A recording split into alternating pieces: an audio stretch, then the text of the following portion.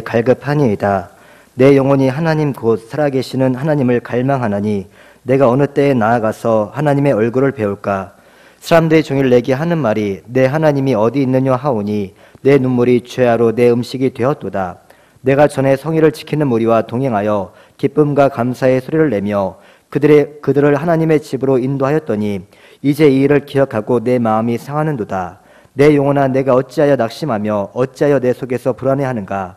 너는 하나님께 소망을 두라. 그가 나타나 도우심으로 말미암아 내가 여전히 찬송하리로다. 아멘. 찬송가 405장 부르시고 다 같이 하나님의 은혜의 보좌 앞으로 나가도록 하겠습니다. 찬송가 405장입니다.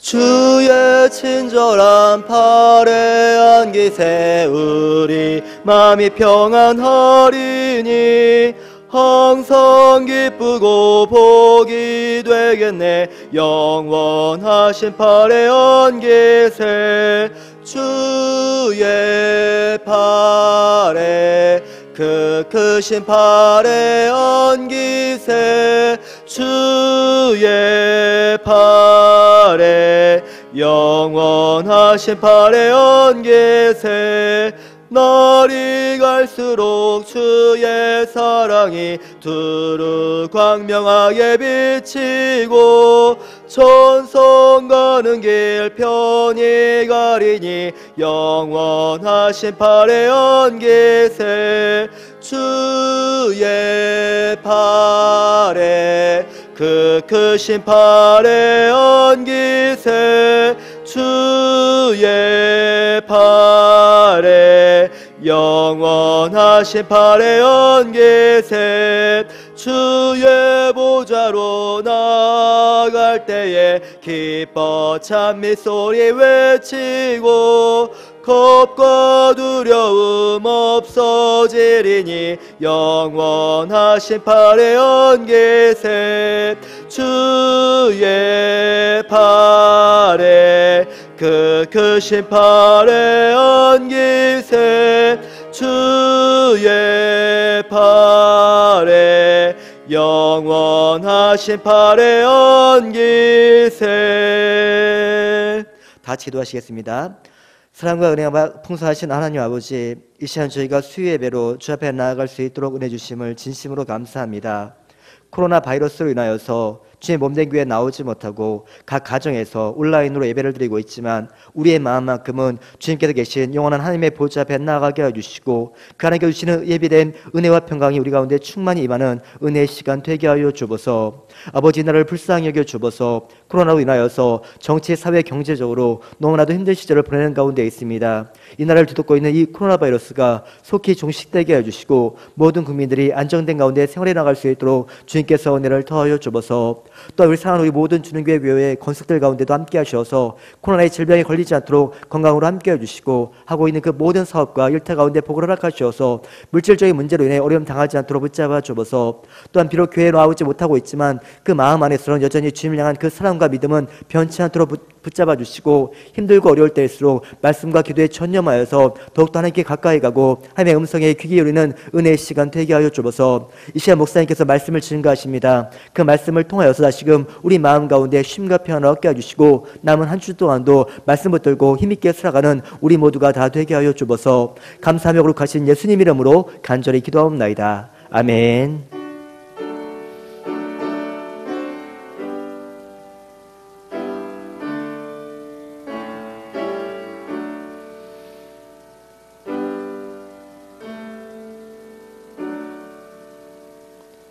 다 같이 하나님 말씀 보시겠습니다. 요한복음 17장 21절에서 23절 말씀입니다.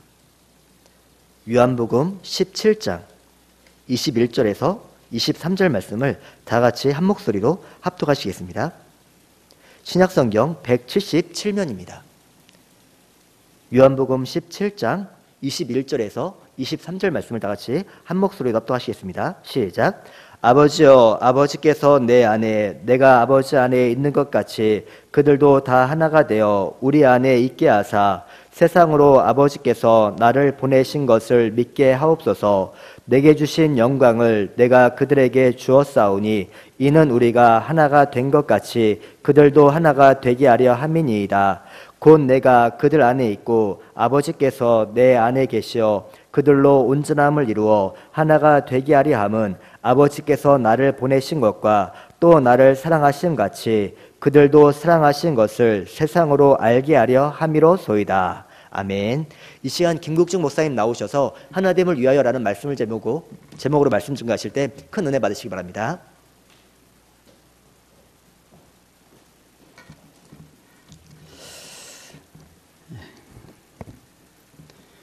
이렇게 온전히 우리가 예배를 드리지 못하는 상황 가운데서도 영상을 통해서 우리 하나님께 영광을 돌릴 수 있다는 것 자체만으로도 충분히 감사를 드립니다. 세상에는 많은 종교가 있습니다. 이 종교들을 이제 고등 종교와 하위 종교로 이렇게 나눌 수가 있어요. 근데 이제 이 나누는 기준이 무엇이냐 그러면은 이제 그 종교의 설립자가 있습니다. 창시자가 있고, 그리고 또 그 종교에 이렇게 이제 교리가 있으면, 체계적인 그런 교리가 있으면은 고등 종교로 이렇게 분리가 되어지고, 그렇지 않으면은 하위 종교로 이렇게 이제 분리가 되어집니다. 그렇다면 우리 기독교는 고등 종교입니까? 하등 종교입니까? 당연히 고등 종교죠. 그런데 우리 기독교가 종교입니까? 아닙니까? 예. 다들 이제 종교학적으로 이게 분류를 하면은 이제 종교라고 이렇게 이제 분류를 할 수 있겠죠. 그렇지만은 우리 기독교는 종교가 아닙니다. 우리 기독교는 생명이에요. 사람을 변화시키는 능력이 있기 때문에 이렇게 이제 우리는 이 기독교를 종교라고 이렇게 부르지 않습니다. 그런데 우리가 이제 하나님의 아들로서 이 땅에 오신 이 예수님을 이제 2000년 전에 이 땅에 오신 그 하나님의 아들로서 이 땅에 와서 위대한 성자로서 성인으로서 한 사람이라고 이렇게 생각을 하거나 또 하나님으로부터 보냄을 받은 자, 그 정도로 우리가 생각해 버린다면 기독교도 다른 종교와 별반 다름이 없는 그런 한 종교에 지나지 않는다는 것입니다. 우리 기독교가 다른 종교와 이렇게 확연히 구별되는 점이 많이 있습니다. 그 중에 가장 명확한 점은 부활이라고 생각됩니다. 우리 예수님께서 부활하셨다는 이 명확한 사실, 이것은 다른 종교들과의 명확한 이렇게 차이입니다. 다른 종교들의 창시자들은 다 죽었어요. 그죠? 그런데 우리 예수님께서는 죽었다가 다시 부활하셨기 때문에 우리는 그분을 통해서 영생을 얻습니다. 우리 안에 있는 영생은 예수 그리스도로 인해서 주어지는 생명입니다. 우리가 그분 안에 있고 그분이 우리 안에 계시기 때문에 우리는 부활의 소망이 있는 것이에요. 그렇다면 정말로 우리 안에 예수님이 계시는지, 실제로 거주하고 계시는지 우리가 한번 우리 속을 찬찬히 한번 들여다봐야 할 그런 필요성이 있습니다. 우리가 하나님의 자녀가 되었을 때 누리는 은혜 중에 가장 그런 큰 복은 이제 우리의 죄가 사해졌다는 것일 것입니다. 우리는 더 이상 이제 이런 어떤 죄책감이나 어떤 그런 자책감 쪽에서 사로잡혀서 살아갈 필요가 없는 거예요. 하나님이 예수 그리스도를 통해서 나의 모든 그 죄를 용서해 주셨는데 여전히 나의 선택과 어떤 그런 결정에 의해서 가지고 나의 의가 이렇게 세워지거나 그것에 따라서 나의 구원이 이렇게 결정되어진다고 생각한다면 그것은 하나님을 온전히 의지하지 못하는, 하나님을 온전히 믿지 못하는 그런 증거입니다. 그런 사람은 예수 안에 있다라고 이렇게 말을 할 수 없는 거예요. 만약에 여러분들께서 이제 지금까지 신앙생활에 오시면서 자신의 죄를 하나님 앞에서 회개한 적이 없다, 한 번도 그렇게 회개해 본 적이 없다라고 이렇게 말씀하신다면 그 사람은 예수 그리스도와 상관이 없는 사람입니다. 한 번도 지금까지 성령께서 말씀을 가지고 말씀하시는데 그 말씀이 역사를 통해서 나의 속사람을 헤집어 놓음을 통해서 내가 그 말씀으로 인해서 상한 심령이 한 번도 되어지지 못했다면, 또 하나님 앞에서 하나님 나는 죄인으로서이다, 나의 죄를 용서해 주십시오, 나를 구원해 주십시오 하면서 한 번도 그분 앞에서 애통해 보지 않았다면 그 사람은 아직 예수 안에 있는 사람이라고 단정짓지 못하는 거예요. 그러면서 그런 사람들 어떻게 해요? 예배에 나와서 여러 대중들 사이에 이렇게 섞여서 어떻게 해요? 아름답게 그 신앙 고백은 할 수가 있습니다. 그러면서 종교 신학생활을 열심히 해가면서 종교적인 그런 의무들을 이렇게 충실히 해왔습니다. 그런 사람들을 향해서 하나님께서 뭐라고 말씀하세요? 주 예수를 믿으라고 말씀하시는 거예요. 주 예수를 믿으라. 그러면은 우리가 예수 그리스도를 믿음 안에서 그분과 하나가 되어지는 것을 체험할 수 있다는 거예요. 그 예수 그리스도를 믿어서 그분과 하나가 되어지는, 연합되어지는 이것은 다른 무엇보다도 매우 중요합니다. 그 하나됨이 바로 우리가 참된 신자인가 아닌가를 판가름하기 때문에 그렇다는 거예요. 오늘 본문은 세 가지 형태의 연합을 말씀해 주고 있습니다.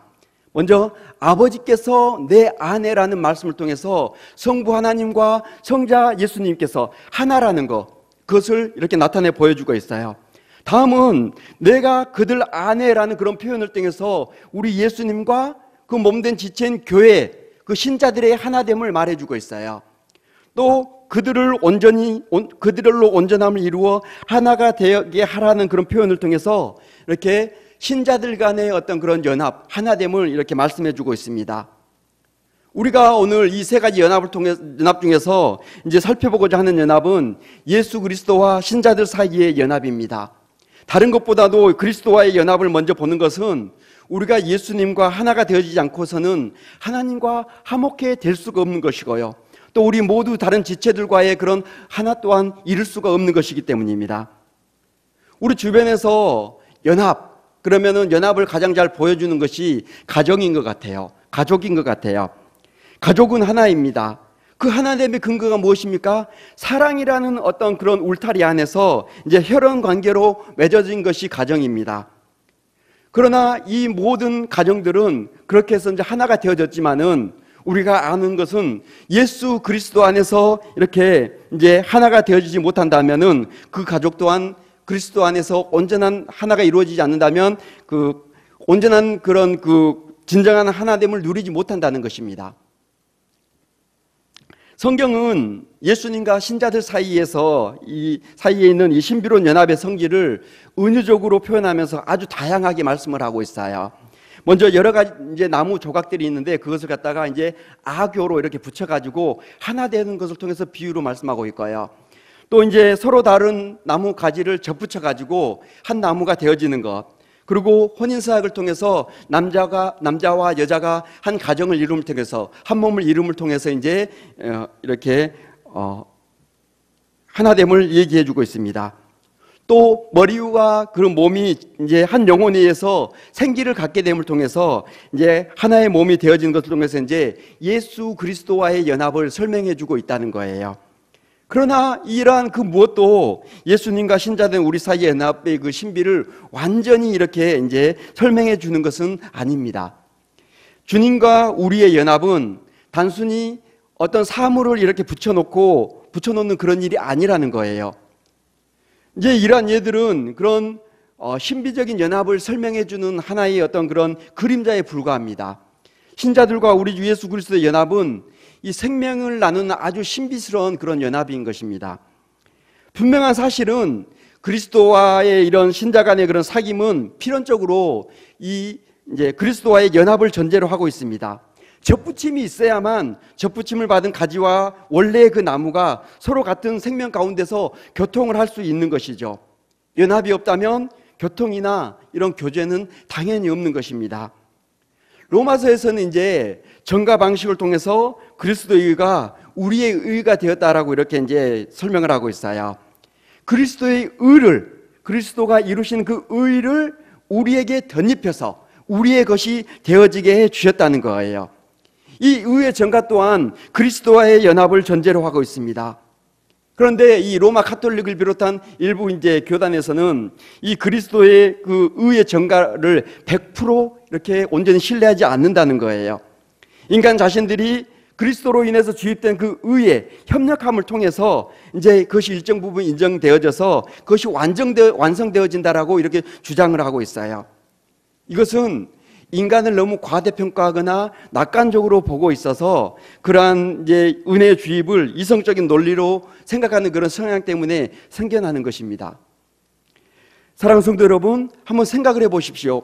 우리 자신을 한번 아주 세밀하게 한번 살펴보시길 바랍니다. 정말 내 자신 안에 착한 것이 있습니까? 하나님이 인정하실 만한 그 무엇이 있냐 이거예요. 우리가 하나님 앞에서 항상 부족하고 연약한 존재라는 것을 한 비유로 설명하자면 이런 것입니다. 우리가 다 장성한 성인이잖아요. 그리고 가정을 이루고 있어요. 그런데 우리가 아무리 가정을 이루고 자녀들을 낳아서 이렇게 살아가고 있다 할지라도 연로하신 우리 부모님들의 그 눈에는 아직도 우리가 어린아이로만 보인다는 거예요. 그런 예화가 있잖아요. 80 먹은 그 노모가, 80대 노모가 그 보스표 2장을 끊으면서 60살 먹은 그 아들의 표는 어린이표를 끊었다고 하는 그런 예화도 있지 않습니까? 이렇듯 인간이 보기에 항상 불안하고 걱정스러운 것이 인간일진데 하물며 완전하신 그 하나님께서 우리를 보시기에는 어떻겠냐 이겁니다. 그러나 그렇기 때문에 우리에게서는 그 선한 것을 아무것도 찾아볼 수가 없는 것이죠. 혹 우리들 중에 그렇게 생각할 수가 있습니다. 나는 남보다도 더 뒤처지지 않는 그런 선행, 어떤 그런 남을 도와주는 것, 그런 것을 많이 하기 때문에 나는 다른 사람보다도 어떤 그런 그 의의 기준이 높다라고 이렇게 얘기할 수도 있습니다. 그렇다면 그 선행의 기준이 무엇이냐 이거예요. 선행의 기준이요. 우리 인간들이 이렇게 세워놓은 그 기준을 우리가 아무리 충족시켜 봐야 그것은 소용없는 것입니다. 우리는 착각하지 말아야 되는 거예요. 우리의 의라는 것은 선한 것이 아무것도 없습니다. 눈을 씻고 봐도 없고요, 온 우주 천지를 다 뒤져봐도 없다는 것이죠. 도저히 찾아볼 수가 없습니다. 이렇게 내 안에 선한 것이 조금도 없기 때문에 우리에게서는 그 어떤 소망도 발견하지 못한다는 것, 이것을 인정하는 것이 하나님 앞에서 겸손함이에요. 우리는 그리스도와의 연합을 통해서 그 전가된 의로서 구원을 받습니다. 그리스도와 연합함으로써 부디 하나님 앞에서 겸손한 자들이 되어졌으면 좋겠다는 거예요. 신자는 그리스도를 머리로 해서 아주 긴밀하게 연합되어 있습니다. 그리스도의 지체가 되었다는 것은 접붙여졌다는 거예요. 이렇게 연합을 통해서 그리스도와 교제를 하기 때문에 우리 주님께서 그 사랑하는 자들과 함께 즐거워하시고 함께 고통을 느끼신다고 말씀하고 있어요. 바울 사도가 고백합니다. 그리스도의 남은 고난을 그의 몸된 교회를 위하여 내 육체에 채운다라고 이렇게 고백을 하고 있어요. 우리 주님이 지셨던 그 고난의 공로는 완전한 것이었습니다. 중보자로서 임무를 완전하게 감당하셨어요. 더 이상 주님은 고난을 받을 필요가 없으십니다. 그런데 사도는 그리스도의 남은 고난이 있다고 이렇게 말씀하라고 있어요. 주님은 여전히 고난을 받고 계십니다. 맞습니다. 왜냐하면 주님의 몸된 교회와 그 지체들이 고난을 받고 있기 때문에 그렇습니다. 신자들의 고난을 주님 자신의 고난으로 이렇게 여기시는 거예요. 몸의 일부가 아프면은 당연히 그 머리가 그 고통을 느끼듯이 우리 주님께서는 몸된 지체들의 그런 아픔을 고스란히 그대로 느끼는 것입니다. 만약에 신자의 고난을 주님 자신의 고난으로 느끼지 아니하신다면 우리 주님께서 그 다메섹 도상에서 바울에게 말씀하시잖아요. 사울아 사울아 어찌하여 네가 나를 핍박하느냐라고 이렇게 말씀하시지 않으셨다는 거죠. 주님께서 교회의 아픔을 자신의 것으로 간주하는 이 모든 것은 우리가 그리스도 안에서 하나가 되어지기 때문에 그렇게 되어지는 것입니다. 부디 예수 그리스도와 연합한 자가 되어져서 생명의 교제를 통해서 그 의로 옷 입는 우리 신자들이 되어지기를 소망합니다. 그렇다면 이제 이 연합이 그냥 되어지는 것이냐 이거죠. 아니라는 겁니다. 그리스도의 연합은 성령의 역사를 통해서 되어집니다. 그리스도와의 그런 연합, 그리스도와 우리 속에 거하시는 동일한 성령을 통해서 연합되어진다는 것입니다. 이 성령으로 말미암아 우리는 그리스도 안에 있는 의와 생명을 소유한 자들이 되어지는 거예요. 그래서 성령께서는 그 믿음으로 말미암아 우리에게 전가된 그리스도의 의로 인해서 하나님께서 받으실 만한 그런 존재들로 우리를 만들어 가시는 것입니다. 그렇기 때문에 우리가 그리스도 안에서 새로운 생명을 얻으려면 먼저 성령에 사로잡힌 바 되어지지 아니하면 불가능하다는 거죠. 성령께서 그 일을 하실 때에야 우리가 그리스도로 인한 생명을 소유하고 행사할 수 있게 되는 것입니다. 성령께서 우리에게 이제 생명을 주시는 조건은 믿음이에요. 이 믿음은 하나님이 우리에게 선물로 주시는 일입니다. 주시는 것입니다. 이제 그리스도 편에 계신 성령과 우리 편에서 일하시는 성령의 역사로 말미암아 믿음이 우리를 그리스도께 아주 밀접하게 연결시키는 그런 인대의 그런 역할을 하시는 거예요. 죽어가는 가지를 잘라내어서 그것을 생명 있는 원 그루터기에 동여 매는 것을 우리 성령님께서 하신다는 것입니다. 그래서 접붙여진 가진 우리가 그리스도가 하나가 되어져서 생명의 그런 진액을 공급받아서 살아가게 되어지는 거예요. 사랑하는 성도 여러분, 우리가 이 연합을 이해하는 데 있어서 주의해야 할 것이 있어요. 그것은 어떤 기발한 어떤 착상이나 관념 안에서 만들어진 정도로 우리가 생각해서는 안 된다는 것입니다. 주님과의 연합은 실제적인 그런 연합이에요. 그러나 이 연합을 이해할 때에 사람이 뭐 하나님이나 예수님과 동등한 이치로 변해간다는 식으로 우리가 이해해서는 더더욱 안 되는 것이고요. 주님과 우리를 하나의 인격으로 만들지도 않습니다. 주님과 우리를 하나의 본체로 되어지게 하는 것도 아니에요. 그렇지만 우리의 인격을 그리스도의 인격에 아주 가깝게, 아주 친밀하게 이렇게 결합시키기 때문에 이 연합은 신비로운 그런 연합이 아닐 수가 없습니다. 이 신비로운 연합은 오직 성령 하나님만이 하신다는 거예요. 이제 우리에게 남은 것이 있어요. 우리에게 주신 이 믿음이라는 것을 통해서 이제 이 연합을 더욱더 단단히 매야 하는 그런 수고가 우리에게 남아 있습니다. 하나님께서 그리스도를 통해서 이루신 이 연합의 특성이 있습니다. 이 연합의 특성이 무엇이냐 그러면 즉각적으로 이루어진다는 거예요. 즉각적으로 예수 그리스도를 주로 고백하는 그 동시에 이루어지는 것이고요, 아주 근본적으로 이루어지는 것이고 아주 효과적인 유효한 그런 연합이 이루어진다는 것입니다. 그렇게 되어질 때에 이것을 가를 수 있는 것, 그것은 이 세상에 아무것도 없다고 이렇게 얘기를 하고 있어요. 세상에는 그 무엇도 그리스도와 우리의 연합을 갈라놓을 수가 없습니다. 죽음은 사랑하는 부부를 갈라놔요. 사랑하는 가족들을 갈라놓습니다. 연합의 끈을 끊어버려요. 몸과 영혼의 그런 연합마저도 파괴해버립니다. 그러면서 우리로 하여금 슬프게 만들죠. 이러한 죽음일지라도 우리를 이 그리스도와의 연합에서 결코 끊지 못합니다. 그래서 사도 바울 로마서 8장에서 누가 우리를 그리스도의 사랑에서 끊으리요? 라고 이렇게 아주 당당하게 고백을 할 수 있었습니다. 그리스도와의 연합은 죄인에게 주어지는 것 가운데서 아주 가장 큰 영광이 아닐 수 없습니다. 그리스도의 의를 우리에게 덧입히심으로써 죄 없다 해주시고 그리스도가 그 10년 가운데 자정하셔서 왕이 되시니 이보다도 더 큰 영광이 어디 있겠습니까?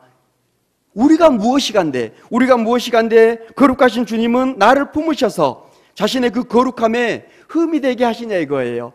물론 우리를 품으신다고 해서 주님께서 무슨 흠이 되시겠습니까? 이처럼 우리의 영광은, 우리의 연합은 아주 영광스러운 것입니다. 이제 이 연합을 통해서 주님이 우리의 머리가 되셨어요. 이제 머리는 자신의 지체의 안전을 이렇게 이제 살피십니다. 그것을 확신한다면 우리에게 어떤 고통과 궁핍과 어떤 공고함이나 핍박이나 생명의 위협이 우리에게 닥친다 할지라도 신자된 우리는 위로를 받고 변함없이 그리스도만을 의지하게 된다는 거예요. 하나님께서 우리를 그리스도와 연합케 하신 데는 목적이 있습니다. 우리가 예수 그리스도를 믿으면은 바로 천국으로 데려가시는 것이 아니라 그리스도 안에서 연합을 통해서 그 안에서 생명의 괴조를 누리면서 살아가게 하셨어요. 그렇게 하시는 목적은 열매를 맺게 하기 위해 있습니다. 우리는 그리스도께 접붙임을 당하기 전에는 어떤 열매를 맺었습니까? 우리가 맺었던 열매 중에 하나님께서 받으실 만한 그런 열매들이 하나라도 있었을까요? 우리가 맺었던 것들을 게살구, 이렇게 개복숭아, 개똥참에 전부 개자가 들어가는 것이라고 볼 수가 있어요. 우리가 맛이 없어서 쓸모가 없어서 쳐다도 안 보는 것처럼 우리 하나님께서는 그러한 것들에게 우리 하나님께서 연락되어질 만한 것들은 아무것도 없었다는 것입니다. 그리스도와 연합되어지 않는 한 우리는 어떠한 선한 열매도 맺을 수 없습니다. 예수님 안에 거하는 자가 어찌 또 그 세속적인 그런 열매를 맺을 수가 있겠어요? 사과나무가 어찌 배라는 그런 열매를 맺을 수가 있겠냐 이거죠. 우리는 우리의 열매를 보고서 우리가 과연 예수님 안에 거하고 있는지 명확하게 진단해 볼 수가 있어요. 믿음으로 구원 얻는 그것은 맞지만은 우리 예수님께서 산상수훈을 통해서 하신 말씀을 우리는 귀를 기울여야 됩니다. 우리 마태복음 7장 16절에서 20절 말씀을 스크린을 보면서 다 같이 읽도록 하겠습니다. 시작. 그들의 열매로 그들을 알지니 가시나무에서 포도를 또는 엉겅퀴에서 무화과를 따겠느냐. 이와 같이 좋은 나무마다 아름다운 열매를 맺고 못된 나무가 나쁜 열매를 맺나니 좋은 나무가 나쁜 열매를 맺을 수 없고 못된 나무가 아름다운 열매를 맺을 수 없느니라. 아름다운 열매를 맺지 아니하는 나무마다 찍혀 불에 던져지느니라. 이러므로 그들의 열매로 그들을 알리라. 아멘. 주님 안에 붙어 있다면 당연히 성령의 열매를 맺어야 할 것입니다. 성령의 열매가 있잖아요. 사랑과 희락과 화평과 오래 참음과 자비와 양선과 충성과 온유와 절제, 이러한 것들이 성령의 열매예요. 그런데 그런 열매들이 맺어지지 않는다는 것은 예수님 안에 하나가 되지 못하고 있다는 증거임이 확실합니다. 성도 여러분, 묻겠습니다. 지금 예수 안에 연합된 자로서 그에 합당한 열매를 맺고 있습니까? 그렇지 못하다면 우리는 예수 안에 하나가 되어지지 못했을 가능성이 아주 큽니다. 열매로 그들을 알리라 하신 말씀 다음에 경고하듯이 우리는 주여 주여 하는 자들일 가능성이 높아요. 하나님의 뜻대로 행하지 않으면서 주여 주여 외치는 자들은 천국에 들어가지 못한다고 우리 주님께서는 분명히 경고하셨습니다. 귀 있는 자는 이 소리를 들으시고 속히 그 열매 없으면서 돌이켜서 예수와 연합하는 자리로 돌아서는 은혜가 있기를 축원합니다. 주님과 신비하고도 친밀한 연합은 우리에게 매우 큰 기쁨과 위로가 되어집니다. 뿐만 아니라 우리로 하여금 빈곤하고 곰핍한 이런 처지에 있는 다른 지체들을 채워주고 싶어하는 그런 마음이 생기도록 한다는 거예요. 이것이 연합된 자의 의무이고 역할이 되어지는 것입니다. 우리는 머리신 주님께서 궁핍한 자들을 바라보시면서 함께 그 궁핍함을 느끼시기 때문에 우리도 그 지체이라면 당연히 그래야 하는 거예요. 또 우리 주님께서 이 땅에 계실 때, 육신을 입고 이 땅에 계실 때에도 가난한 자들과 그런 궁핍한 자들을 돌보셨기 때문에 그래야 해야 된다는 것입니다. 이 모든 것을 다 가지신 주님이 부족을 느끼시는 것은 그 당신의 그 몸된 교회가 주림과 갈증과 추위로 고통하고 있기 때문입니다. 하늘과 땅의 주인이신 그리스도께서 단 몇 푼이 모자라서 느끼는 그 궁핍함을 그 지체들과 더불어서 느끼고 계시는 거예요. 주님께서는 친히 우리에게 당신이 느끼시는 그 궁핍함을 채워주는 한 방편을 우리에게 알려주셨습니다. 우리 마태복음 25장 35절에서 40절 말씀을 다 같이 스크린을 보면서 읽도록 하겠습니다. 시작. 내가 줄일 때에 너희에게 먹을 것을 주었고 목마를 때에 마시게 하였고 나그네 되었을 때에 영접하였고 헐벗었을 때에 옷을 입혔고 병들었을 때에 돌보았고 옥에 갇혔을 때에 와서 보았느니라. 이에 의인들이 대답하여 이르되 주여 우리가 어느 때에 주께서 줄이신 것을 보고 음식을 대접하였으며 목마르신 것을 보고 마시게 하였나이까. 어느 때에 나그네 되신 것을 보고 영접하였으며 헐벗으신 것을 보고 옷 입혔나이까. 어느 때에 병드신 것이나 옥에 갇히신 것을 보고 배웠나이까 하리니 임금이 대답하여 이르되 내가 진실로 너희에게 이르노니 너희가 여기 내 형제 중에 지극히 작은 자 하나에게 한 것이 곧 내게 한 것이니라 하시고. 아멘. 그렇습니다. 그리스도와 연합한 자라면 궁핍하고 빈곤한 이웃들을 돌아보는 것이 곧 주님께서 하시는 것이라는 것을 알게 된다는 거예요. 빈곤한 이웃이 누구입니까? 우리는 형제를 믿음의 공동체 안에 있는 그런 자들로 한정해서는 안 됩니다. 우리가 돌봐야 할 이웃의 그 개념은 세상에 믿지 않는 모든 예비 신자들을 포함하는 것이어야 한다는 거죠. 주님께서는 우리가 사랑하는 사람들에게, 우리가 사람들에게 하는 모든 것을 당신 자신에게 한 것으로 여기시는 분입니다. 우리가 하늘과 땅의 주인 되신 주님께서 우리가 형제에게 그 베푸는 그런 빵 한 조각으로 말미암아 기뻐하신다는 사실을 우리는 분명히 기억을 해야 되는 거예요. 이러한 것을 통해서 우리가 하나님께 예수 그리스도께 순종하고 있다는 것과 또 사랑하고 있다는 것과 진실함을 증명하는 그런 시금석으로 우리는 사용을 해야 될 줄 믿습니다. 성도 여러분, 지체를 살피는 것으로 주님에 대한 사랑을 증명해 보십시오. 주님은 우리의 그런 헌신을 통해서 주린이들을 먹이시고 목마른 자들을 마시게 하십니다. 이것이 바로 주님과 연합된 자들의 기쁨이고 즐거움이 되어야 할 줄 믿습니다.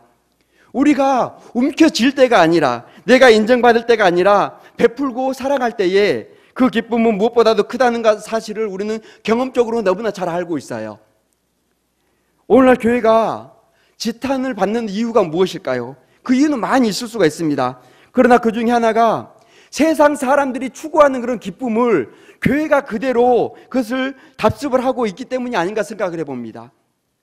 우리가 예수 안에서 말로 형언할 수 없는 하나됨의 기쁨을 경험하면서 누리고 산다면 세상은 교회에 대해서 욕을 할 것이 아니라 궁금해할 것이라는 거죠.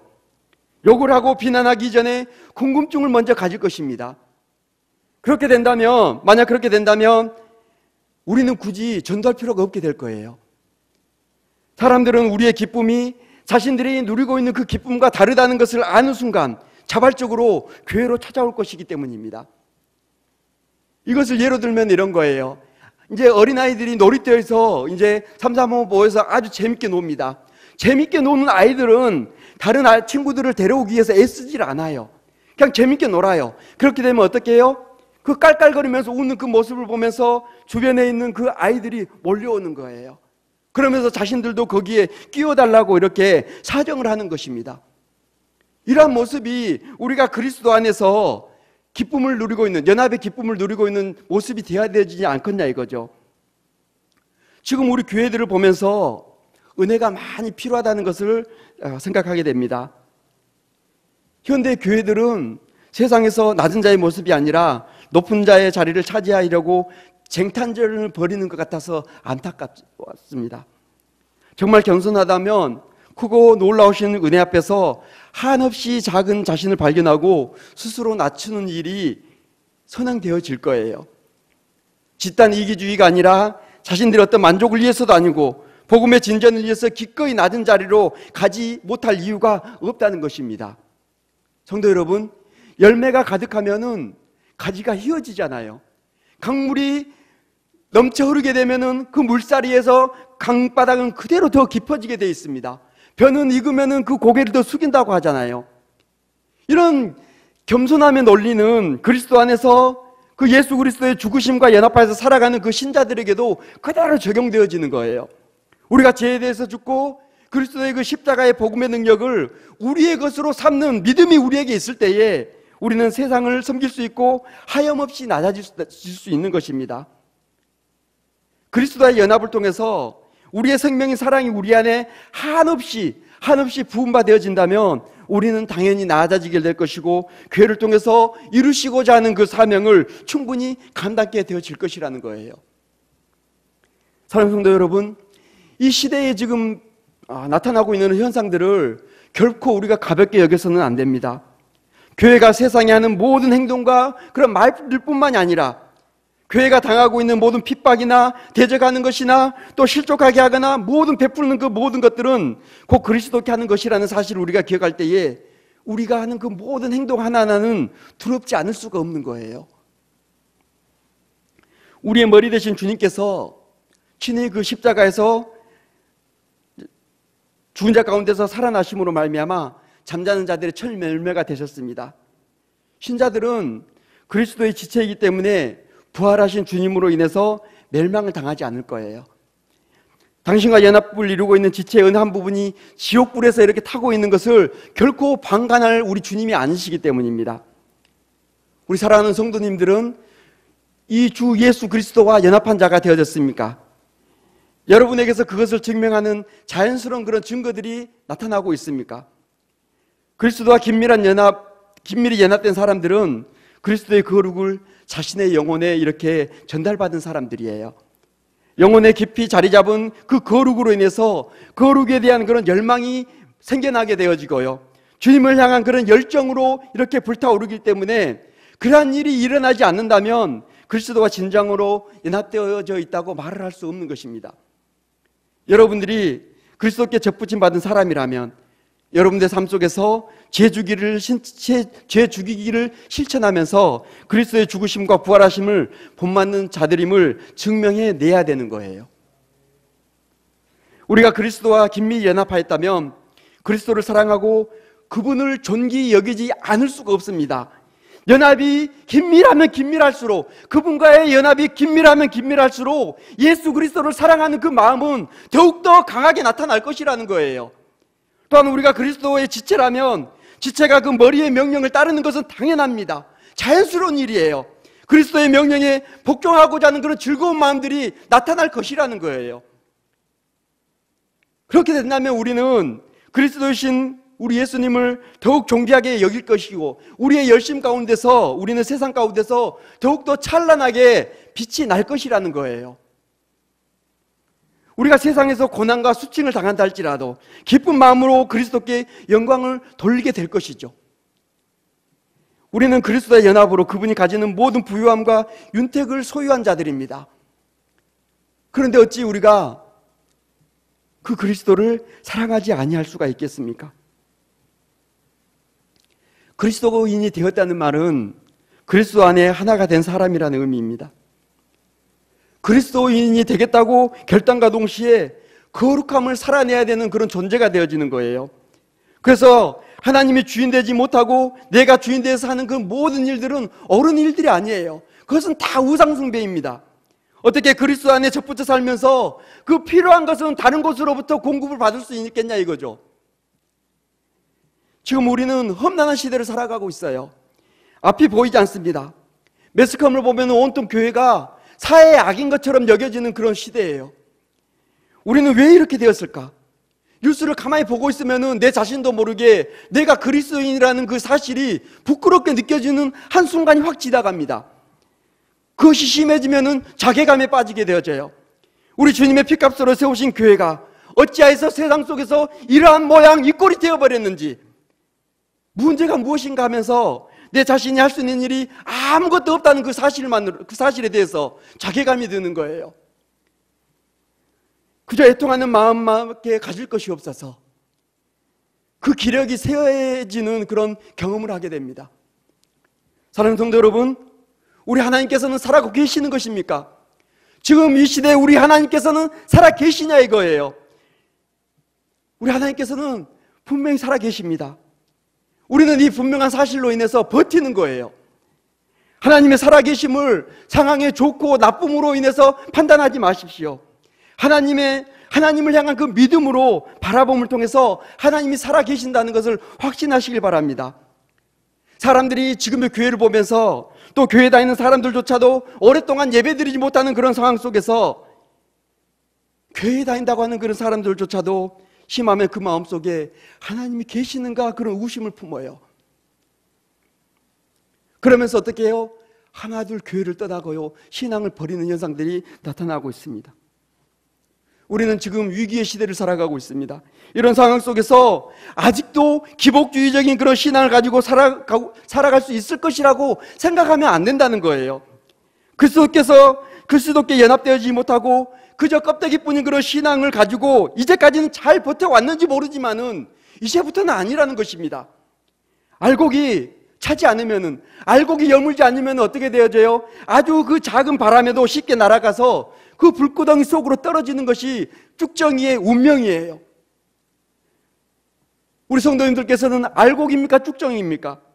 명확한 것은 예수님과 연합되어지지 않는, 생명의 교제가 없는 사람이라면 알곡이 될 수 없다는 사실입니다. 로이드 존스 목사님이라고 계세요.